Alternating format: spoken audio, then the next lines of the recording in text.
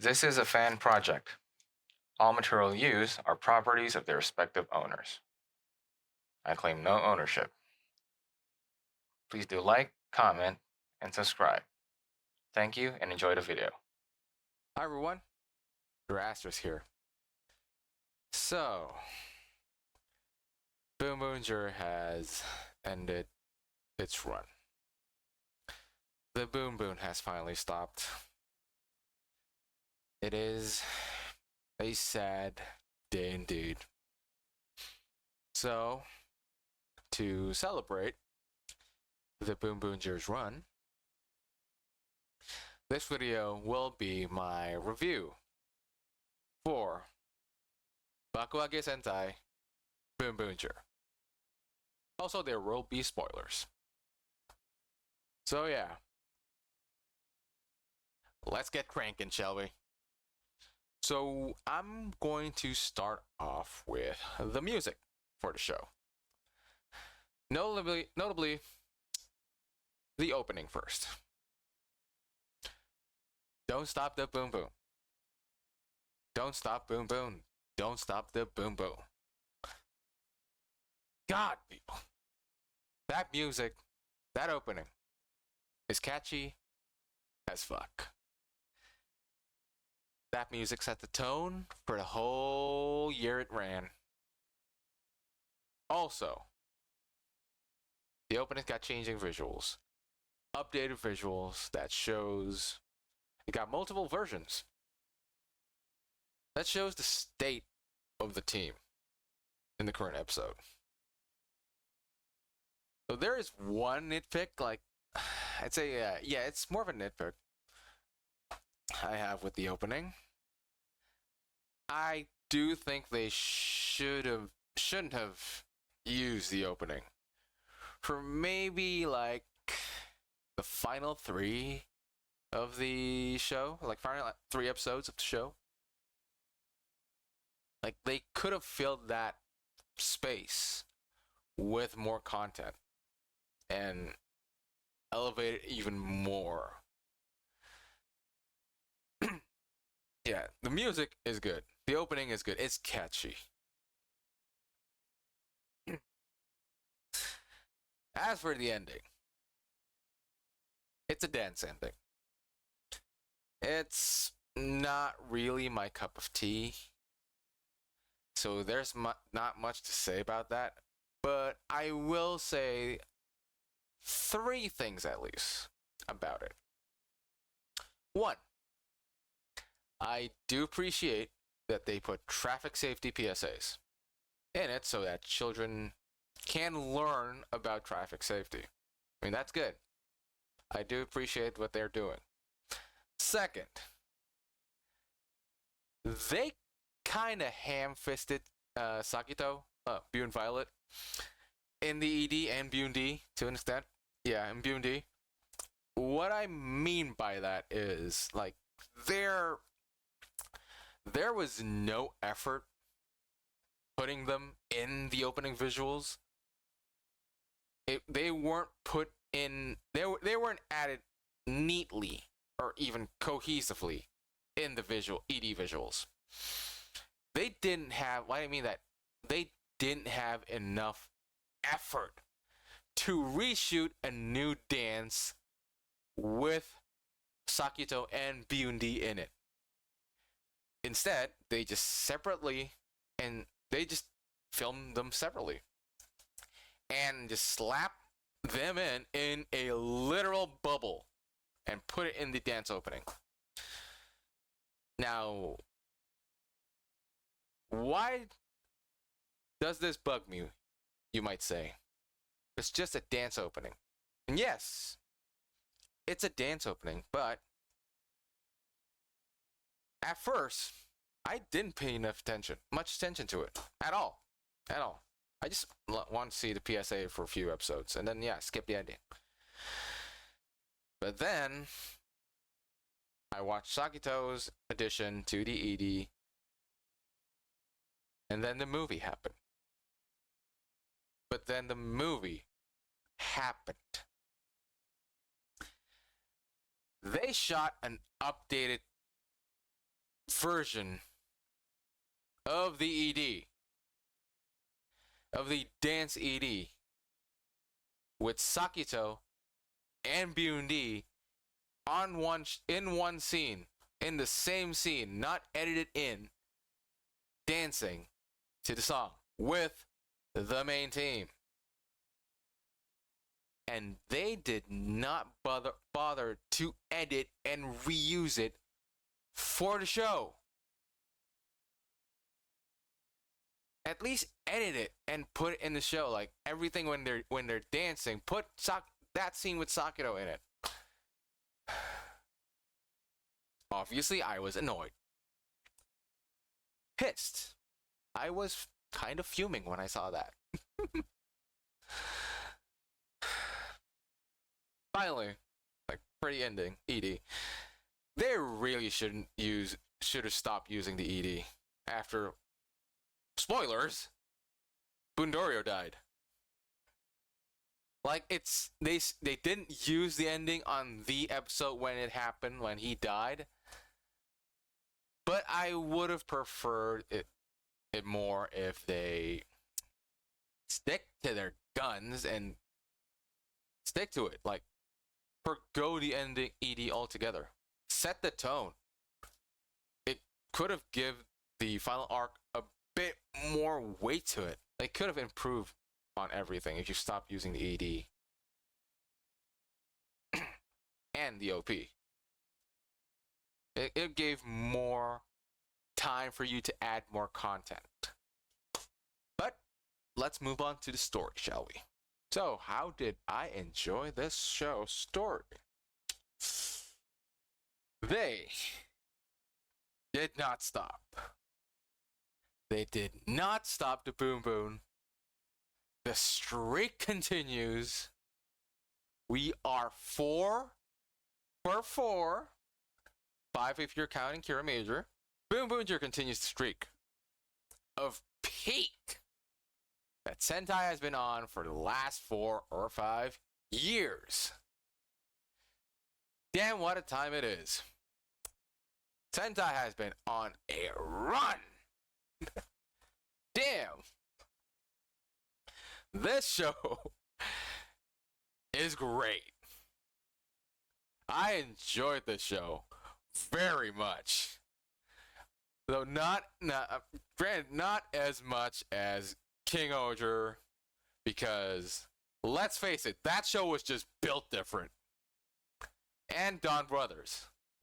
Because, well, it's Don Brothers. That's a wacky bunch of chaos. In the best possible way. Like, this show is not as experimental as the last 2. Hell, the last 3 maybe. This might be the most by-the-book basic Sentai we got since Kira Major. Honestly. Although this show has quite a few Sentai actor cameos. Like, suit and actor. Although one actor. The rest, suit and actor. Some more surprising than others. Like, we got Go On Red's actor in Tokyo Rokugo in Act 3. Yeah, in Act 3. Go On Red's actor in Act 2, I think, or Act 1. Light. They managed to bring Tokyo Ichigo's actor, Light, Jun Shinson. He came back, and that man is busy. And finally, they managed to give us a cameo of Joe, Gokai Blue, Yuki Yamada. This man was in Godzilla -1. For God's sakes, in an award-winning movie. And they got him back. Damn. Honestly, all in all, Boonboomger they're not reinventing the wheel. See what I did there? Wheel. See what I did there? But they are improving what they can. And it's not a bad thing. As in contrast to what King Oger was doing, which is peak television, epic TV, peak quality television, and Dawn Brothers being a deconstruction of the Sentai formula, or even Senkaiger which is just a meme, peak comedy meme. Boonboomger, on the other hand, feels like a nice drive on a breezy seaside road for the most part. It's got a basic premise. Like, good guys versus bad guys, villains trying to get something from Earth. It's like that. But it's basically that, but in its simplicity, it actually has a good amount of depth in it. It can be subtle when it needs to be. With everything going on with, and it can, like, not be when it wants to. And it cannot be when it wants to. Like, with everything that's going on with the ISA. Most of it in the end, though. Like, that's some real world shit. Like, that shit's applicable with the real world. That shit got real. Manipulating the media to sway public perception by the government. Or people in positions of power. And those same people, or / government, colluding with bad people for what they think is the greater good, or, let's face it, personal gain. I am not pointing fingers, wink wink, to our own government, wink wink. Oh shit, I might get in trouble for this. But fuck it. Also, the whole thing about the relationship between Taya and his mentor, Naito Raita, which I will talk about in my character review. The show has a total of 48 episodes that they split into 4 arcs, which they call laps. Like, first arc, first lap, second lap, third lap, and final lap. I enjoyed all of them, all the laps, all the arcs, even though I do think that the second lap might be the weakest of them all. But overall, they're all executed very well.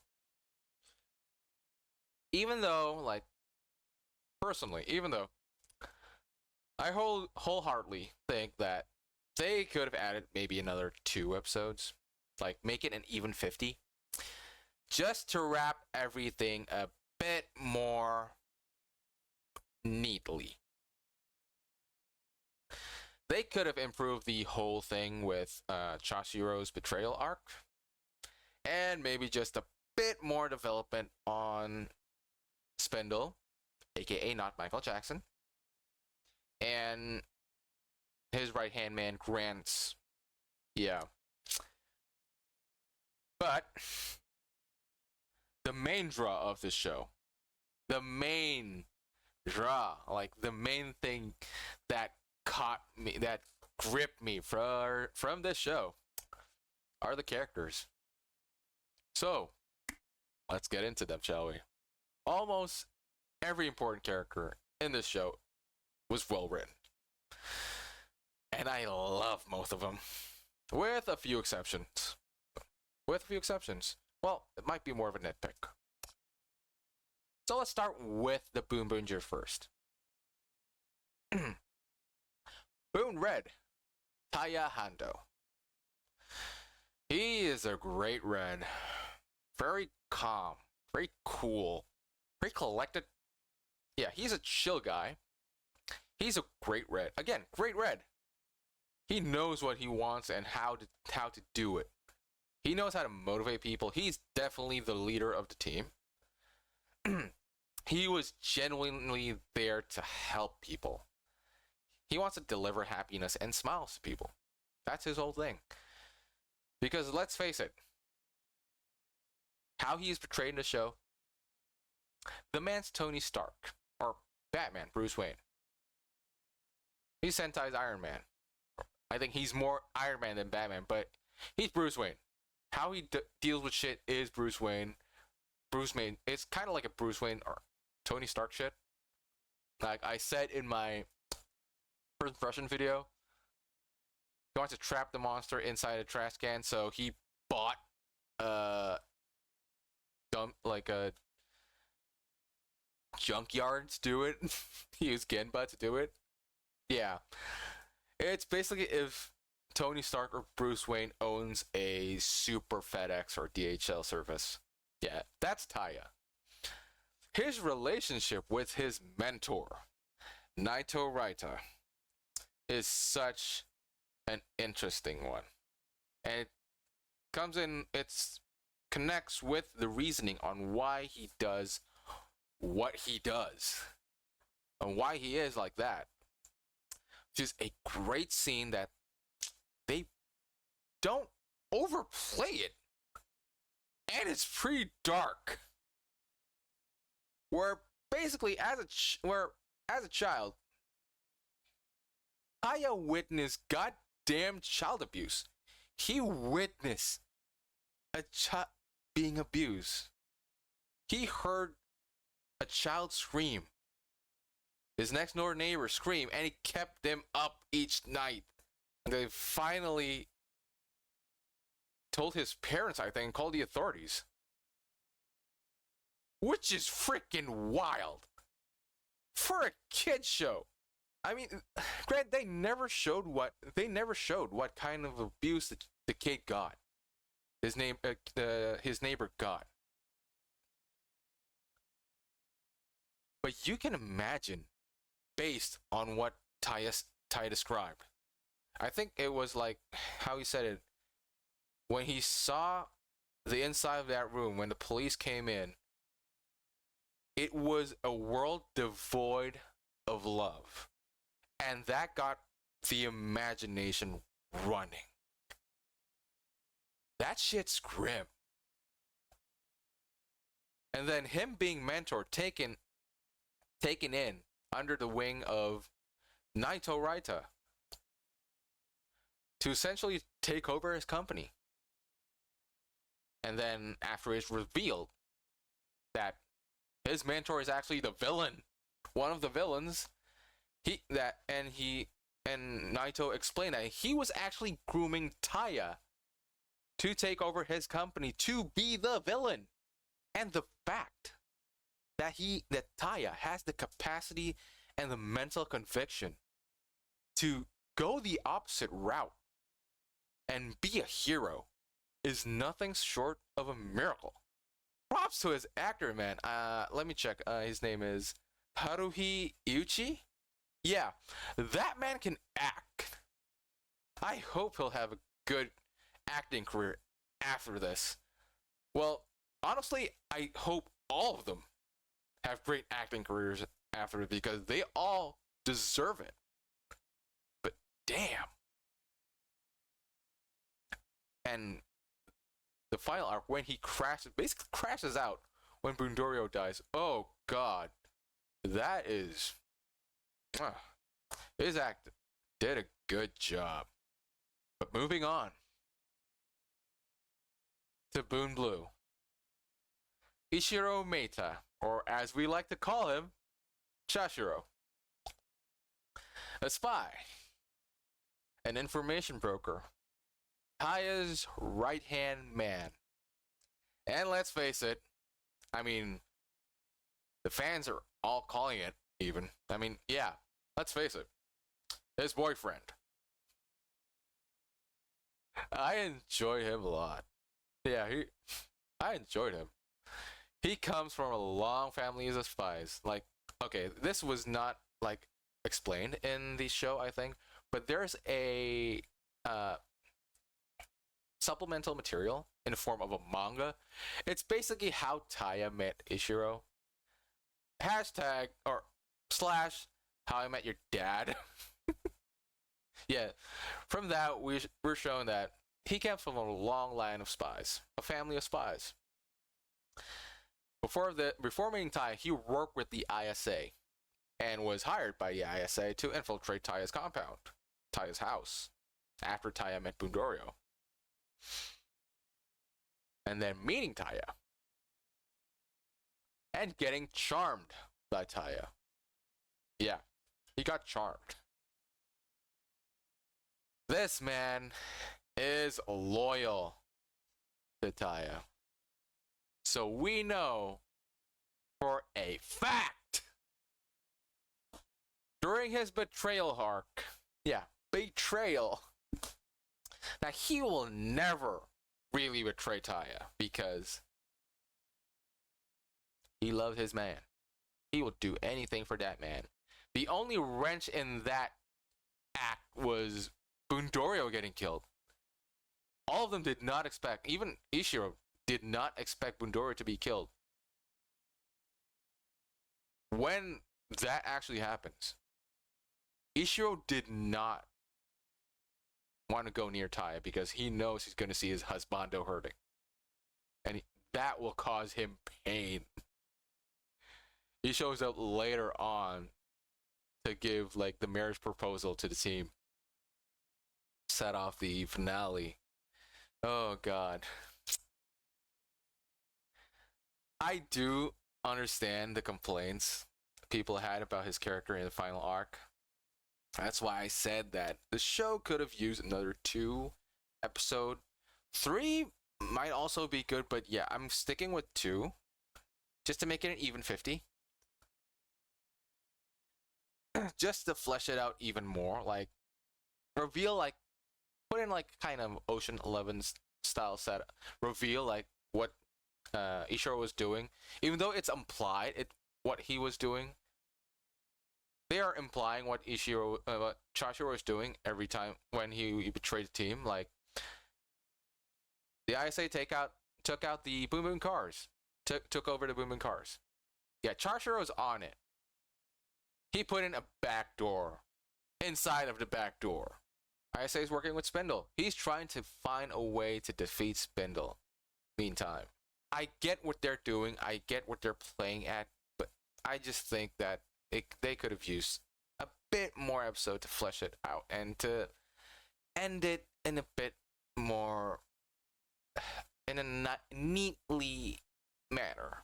Next up is Boon Pink, Mira Shifto. I love Mira. That's my girl. That's my girl. This woman has all the jobs. She's on that grind.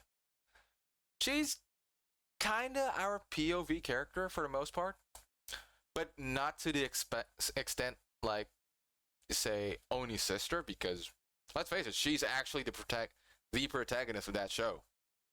She even has an internal monologue. He's the only one. And I love that the show makes a full circle with Mira. It has a full circle moment with Mira. The series starts with her being forced to marry into the mafia.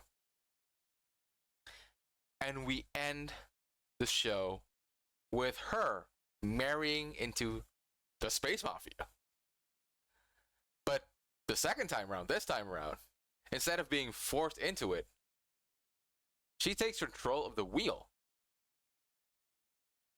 and doing it by her own choice. She's doing this on her own choice, which is the whole theme of the show. Taking control of one's wheel, or say one's life, to help orchestrate the final plan to take down Spindle and the ISA. And can I just say, her asking Spindle to give her ownership of the BBG as a wedding gift? Girl knows what she wants, knows how to get it. She's amazing.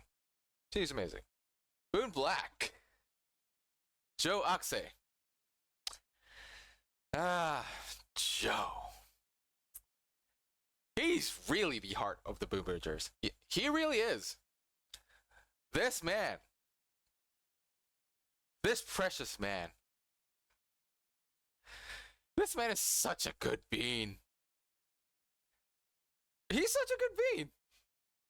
He just wants to do good and help people. That's why he became police officer, like his dad before him, who was played by Gal Red. Imagine that. His flashback episode with Gal Red. Oh, amazing. Amazing.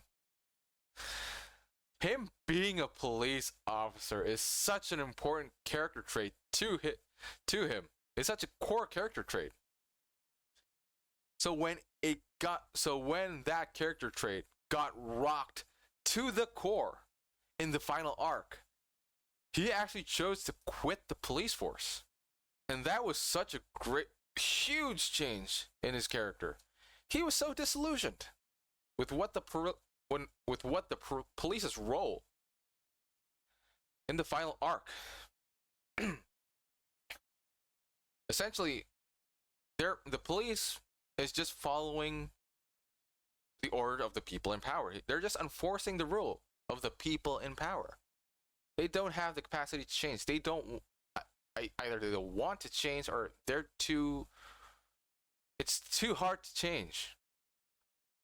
And Joe wasn't having any of it. He wants to help. And if being a police officer means being shackled by that, fuck that. Being a Boonboomger lets him help more people. So he's choosing to be a Boonboomger instead of police officer in the end. He even convinced the Sunseaters, Deco Trade, Itacha, and Yarokar to essentially turn over a new leaf. That scene where he and Deco Trade are fighting to protect the kids from the Hashilian mooks, like, I don't know, I forgot what they were called. And then in turn, those same kids protects them from the police, from being arrested by the cops. His quitting the force. Him quitting the force is such a change that he even changed his roll call pose in the final roll call.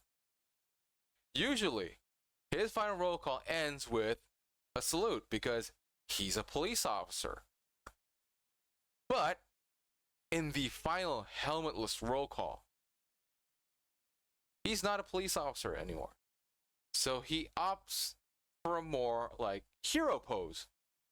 Like that.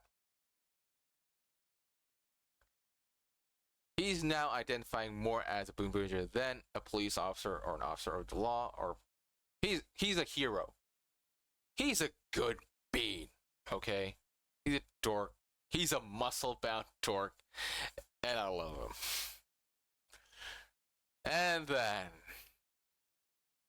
we got Boon Orange. I'm sorry. Scratch that. Boon Orange. Yeah, that fits more. You guys, goddamn that voice. Smooth as like butter. Gemba Break. Or Gemba Delivery the Third. As I said in my first impression video, this man fucks. Oh, this man fucks hard. He is such a smooth person. And I'm straight. He is my favorite. He's my favorite character out of all of them in show. God, I love Gemba. He's a master procurer. He can procure all types of shit. He's Taya's go-to guy to get everything. He likes his lollipop. Initially, he's the most mysterious of the bunch. Until, well, the third arc. It is revealed in the third arc. It's basically his arc. That he's a cat-like alien from the Break system, or Bureki system. He's also the heir of, well, Space Amazon, or Space Tokopedia. To my local viewers. Yeah, only my local viewers understand that. He took refuge on Earth to escape and plan his revenge against the Hashilians. Specifically, this race, who took over his home planet, and basically his business too, and put his dad in jail by framing him for a crime he didn't commit. Yeah, he hates the he hates the Hashilians. For sure. But he hates this race even more. The moment this race shows up in the third arc, Genba just loses his shit. Man lost his shit and went into a berserker's rage. Turned the axe, reverse grip, runs and jumps. He straight up jumps this race. His blood got boiled that moment. This race showing up was a huge thing. He's a huge moment in this show because Genba actually left the team. A main member of the team, main member of the Core 5, quits the team. And he's not part of the team for the most of the third act. He left the team for quite a while. Because his emotions were so out of whack, all over the place, off the fritz. Understandably so. He wants to kill this race in revenge.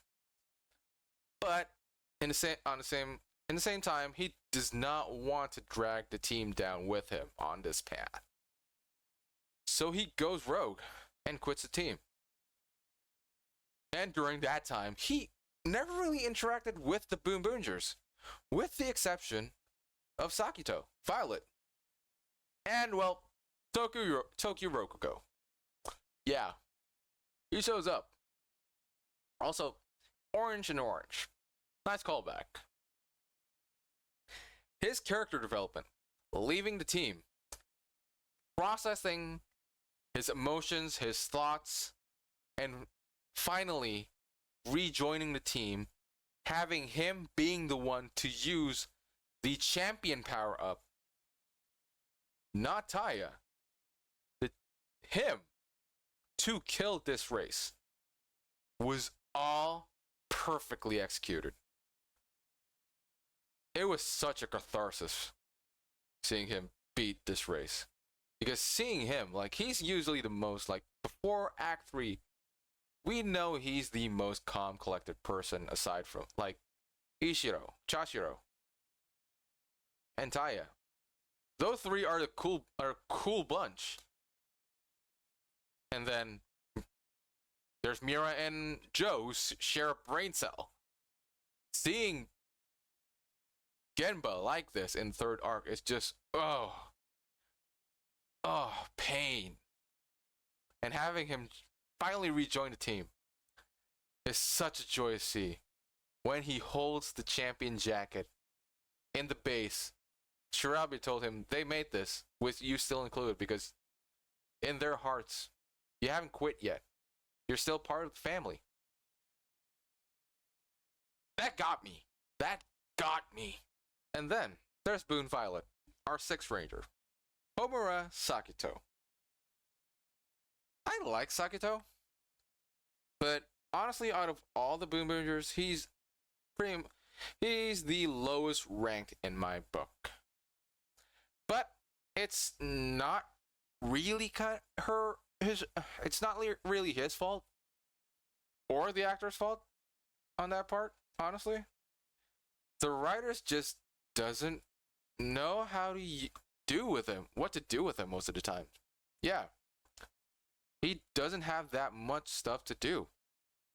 Like his whole origin and introduction got shown pretty quickly, pretty early on. And for the most part, he's just there. Granted, I do like that he never feels like he's integrated fully into the team. Out of all the Boonboomgers, I think, he interacts with Genba the most. Having one of the main members quit, not the Sixth Ranger, and not actually having the Sixth do that, which usually the Sixth Ranger is depicted as the lone wolf. A lot of Sixth Rangers are like that, and in the beginning. Actually having the Sixth Ranger come in to talk, hell, even fight some sense into Genba, was such a nice change of pace. And then there's the football episode. I'm sorry, soccer. Him and Genba clashing. Their passion clashing over the sport. It's just fun. It's just fun. He even gets to use the champion jacket. I mean, it's Joe's jacket, but he uses it. So, Boom Boom Violet champion. Kinda. It's a nice scene. It's a nice episode. I enjoy it. Yeah. He's alright. But yeah, he's still the lowest part. The least favorite of the team. Other than that, he mostly interacts with his partner in crime. And his own mech. B&D. Which I'll talk about him next. So, Bune Diesel. Yes, Vin Diesel. Glad you didn't even reference Fast and Furious. But we'll get to that. I like Bune Diesel. He feels kind of like a second Sixth. Yeah. He's like a paired. I don't know about pair. He's like a match set with Sakito. You can't split them up. He's got history with Bundorio, being his former partner in the BBG, the Big Bang Grand Prix, and have moments like amazing moment when he finally figures out when it was revealed. Then Bundorio used to work with Spindle. He was like Spindle's favorite person. And he was pissed. Beauty was pissed. And honestly, rightfully so. Like Sakito, he never fully integrated with the team. Him and Sakito kind of feels like their own separate group for the most part. They visit the base and hang out to eat curry from time to time, but they mostly wander. They go around advertising their cleaning services to the people, to the masses. And they camp around like everywhere because they don't have a fixed place to live. Because they're broke. And Taya, he joins the team immediately because, yeah, we'll pay you because I'm broke. But, speaking of curry, Bundorio Bunderas. Ask Ketchum. Satoshi, for Japanese audience. Voiced by the legendary Rika Matsumoto. I love him. I love Boondorio. Also, yeah, Boondorio, Boondoras, Antonio Banderas. Watch my first impression video. I love that he can cook, even though it's just curry. But honestly, you can't go wrong with curry. The combination with curry is just endless. Like, it's such a low... I'm not saying it's a low difficulty. Like, it's very hard to fuck up curry. I like curry. Like, when Boonboomger ended, I actually went out to eat curry. And it's good curry too. Go curry. Spicy. Chicken katsu. And wieners. Yeah. Good curry. With a lot of pickled... Like, what? I think pickled radishes? Yeah. That's a good combination right there. He is so much more than a mascot for the show. He is so much more than a mascot character. The show ends up really being about him and his connection to the Hashilians. Mostly Spindle. And when he died, again, spoilers. When he died, can I just say, episode 44 was honestly executed perfectly. Like, the way that he died, with Spindle blasting, that sound effect, blasting him in the chest, and the setup with Taya and his mentor standing off. Taya forgoing his wealth to reach Boondorio, only to be shot down. Taya cradling Boondorio's body, screaming in the rain, was peak. His death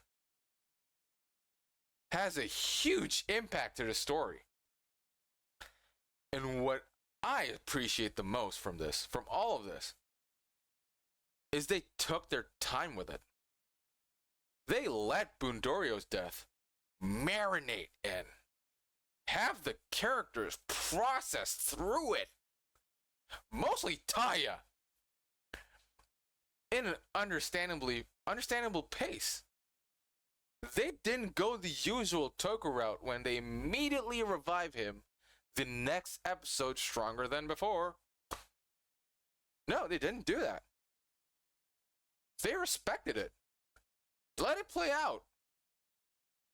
Have him return at the right moment in the finale, and having him and Taya, not the whole team, be the ones who deal the final blow to Spindle was just icing on the cake. And we cannot forget Shirabe Saibu. Miss ISA. He was a fantastic character. I like her a lot. Quite a lot.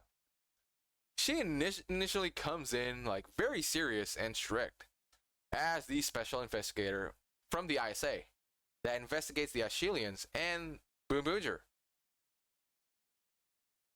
But she immediately falls in love, like hard, for Boondorio.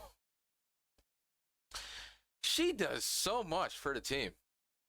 She even risked her life at one point, driving a Boon Boon car to the team to deliver the Boon Boon Changers, their Boon Boon Changers, without a protective suit. Like, that shit could have killed her. And then Toei even had the audacity to even tease us. They fucking teased with all of the setups in the previous episodes, and even her saying that she's a Boonboomger too. I mean, granted, she is. Toei shows in Twitter X a preview image for the finale of her posing with a Boon Boon Changer. Like, she's holding it like this. All of them has a different pose. I like Gemba's pose the most. He punches it with his knee. Such difference. Man knows what he's doing. Posing with the changer, implying that she'll transform into a Boonboomger. And that turned out to be a lie. I mean, this is Toei, but it's par for the course. But they gave us hope. They gave us false hope. Those bastards know what they were doing. And all the marketing's do. They got like 7 stickers. And one of them is blotched out as a secret of everyone's face wheelhead. They're like teasing us. They know what they're doing. She was instrumental in taking down the now revealed corrupt ISA by gathering information and evidence to take down her boss, Eiichiro Tokoyari, and his partner, Taya's mentor, Naito Raita. And also clearing the Boonboomger's name after the ISA and the Hashilians colluded together using the media to sway public perception. In the end of it, she takes over as the new director for the ISA. And I'm so happy for her. I mean, she truly is. I mean, she really is the unofficial, scratch that, honorary 7th member of the Boonboomger. She really is. Next up are the Sun Seaters. Oh boy. The Sun Seaters. The 3 Seaters. Decker Trade, Itasha, and Yarukar. James, Jesse, and Meowth. They really are Team Rocket. And I love the 3 goobers so much. So much. These 3 goobers. Oh. They're mostly our primary protagonists, for the most part. Though they're not villains, though.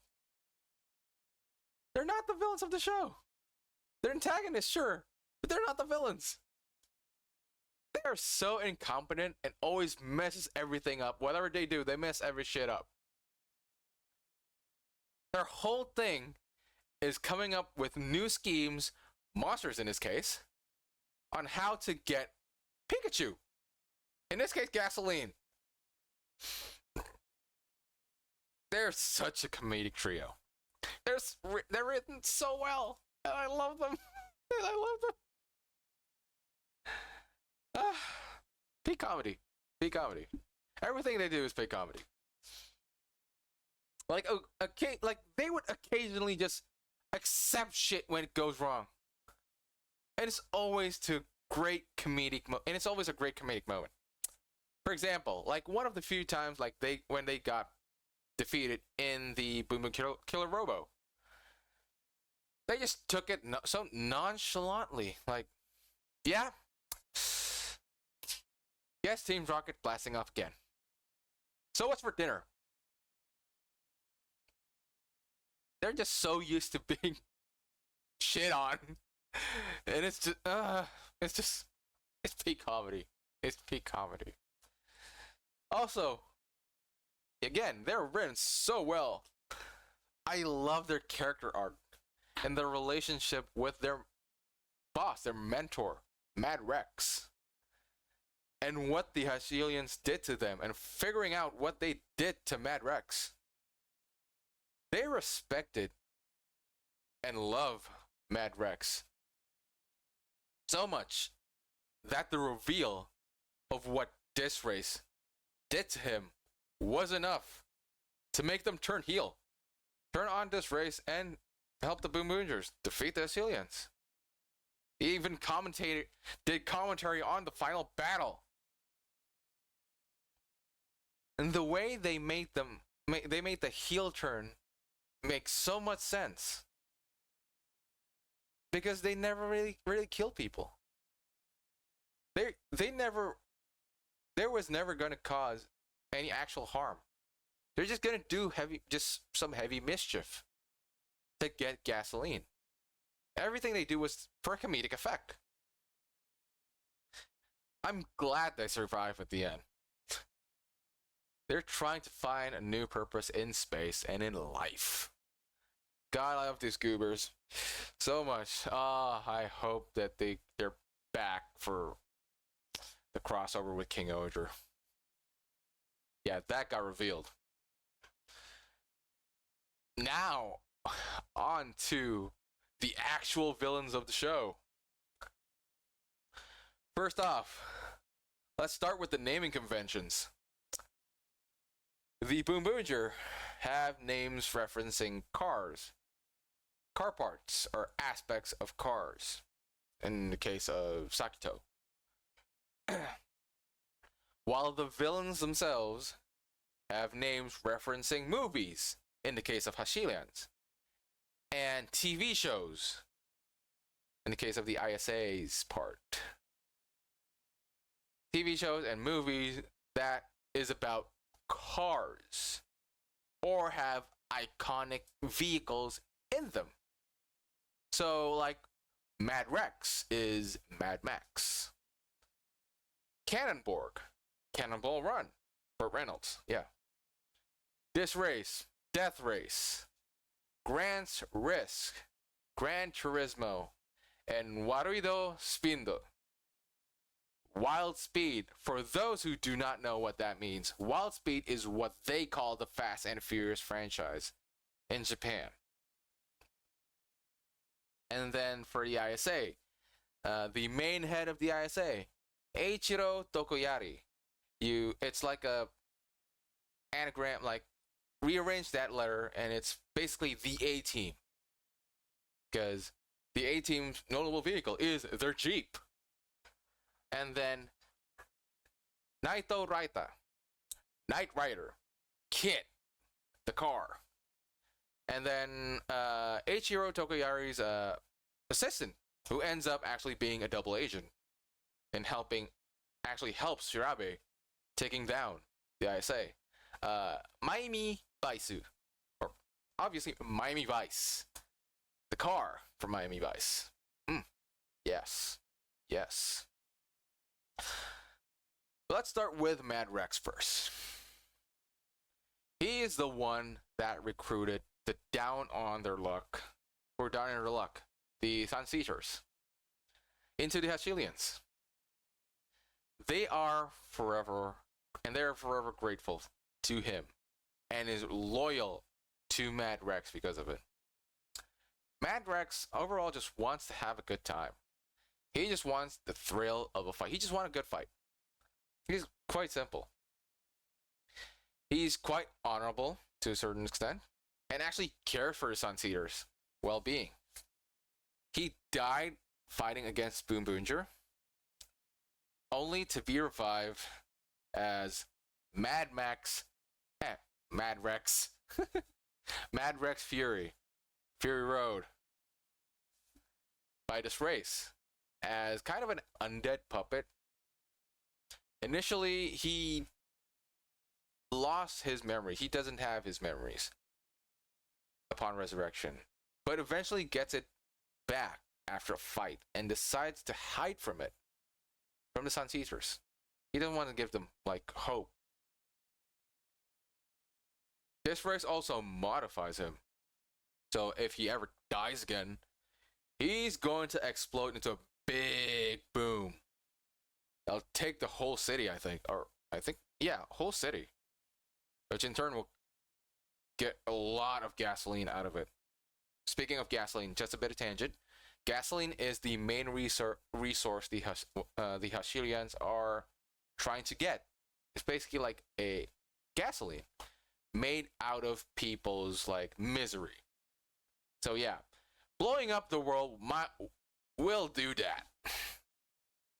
Damn you, this race. So, not wanting to die like that, after being defeated a second time by the Boonboomgers using the new acquired champion jackets. He chooses to take control of his own wheel and decides to sacrifice himself flying high into space so that he can explode in a safe distance away from Earth. He died actually saving everyone. Yeah, I quite enjoy Mad Rex for most part. And then there's Cannonborg. He's the mad scientist of the Ashilians. His whole shtick is making and modifying shit.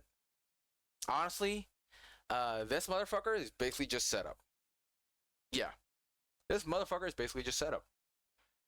Everything that he does is set up to be paid off in later arcs. Calling in Sagito, introducing Boom Boom Violet because he called him. Making the Boom Boom Killer Robo, so then the ISA could mass produce it. And modifying Yadoka. Honestly, the last part is I get because of the budget. Usually before Cannonborg comes in, there is like a Mario Kart Rainbow Road sequence. But yeah, budget. So I get why they did that. They have to do that. Yeah, his whole stick is that. It's pretty out of all of them. Again, he's basically there for setup. And he's the only general, one of the three main generals before Grants that actually wasn't revived. Yeah. Next up is Death Race. He got revived later on into Death Race 2000. Yeah, Death Race 2000. Yeah, he's like the Feng Shui guy for the Hashilians, I think. Yeah. He's like the cult expert because he can bring dead monster back to life. Like most notably Mad Rex. Thing is, everything about him is connected to Gemba, so I can't say a lot now because he's so interconnected with Gemba. Everything he does is connected with Gemba. Yeah, again, everything with this race is connected with Gemba, so there's not a lot to say I can say about this race that I already said during the Genba part. Last but not least, okay. There's Grants. Grants Risk. He is the right-hand man and consigliere to the Hashirians leader Spindle. He is very loyal to his boss, to him. He has parallels. Like, he's very much the Chashiro to Spindle's Taya. He doesn't get a lot of development or story beats, like story details, as he came in quite late. Which is why I, again, said that the show could have used a couple more episodes, like 2 episodes would be fine. Just to flesh him and Spindle out. Yeah. Finally, we have not Michael Jackson, aka Warido Spindle. Because let's face it, he is. I mean, look at his fit. His base fit is Thriller. And then his final form, where he turns into a smooth criminal. And his pet gasoline monkey is a reference to MJ's pet chimpanzee.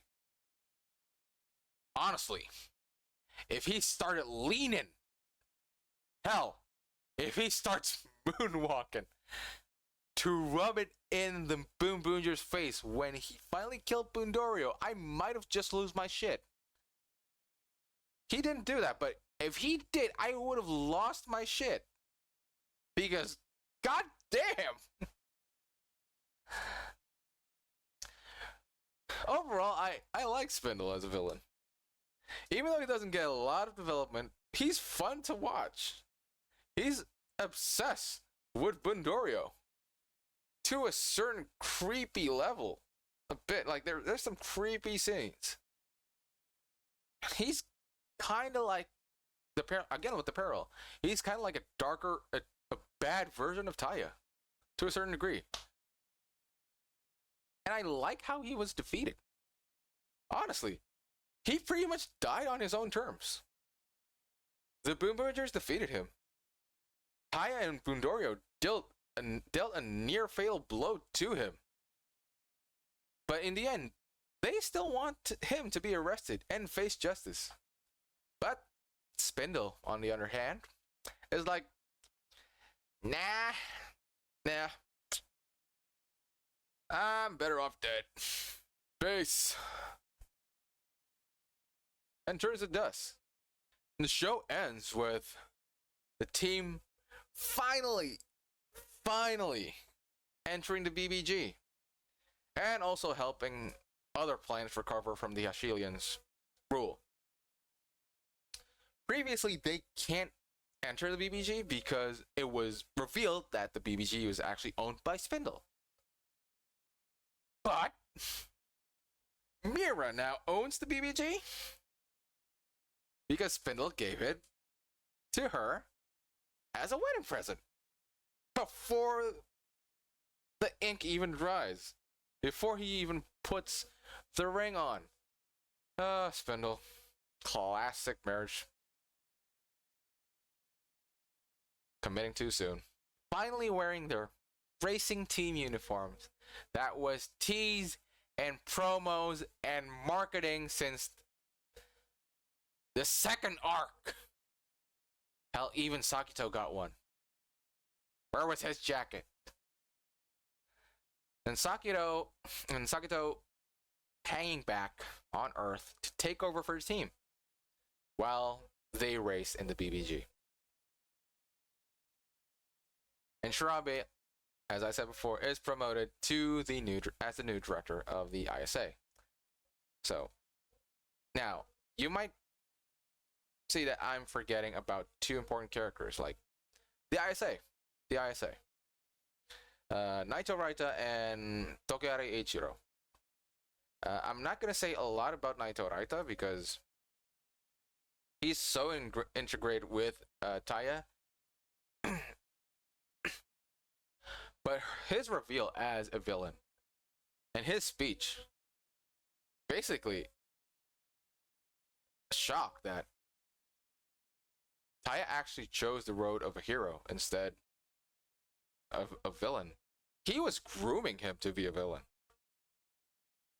It's such an interesting scene. Like, it's the episode where Bundorio died. It's such a great scene and interesting. See their dynamic. I actually kind of expected him to be the actual big bad instead of Spindle. But no. And then Eiichiro Tokoyari. There isn't actually that much to say about him instead of he's just a big mustache rolling villain. Yeah, he's just a corrupt bureaucrat, politician. Yeah. Both of them got greedy, and both of them, thankfully, unlike the real world, got their comeuppance. They got arrested. Yeah. Can't say the same for the real world. As I said before, overall, Boonboomger isn't reinventing the wheel. Like I said, it's not. It's not reinventing the wheel. But they are improving what they can.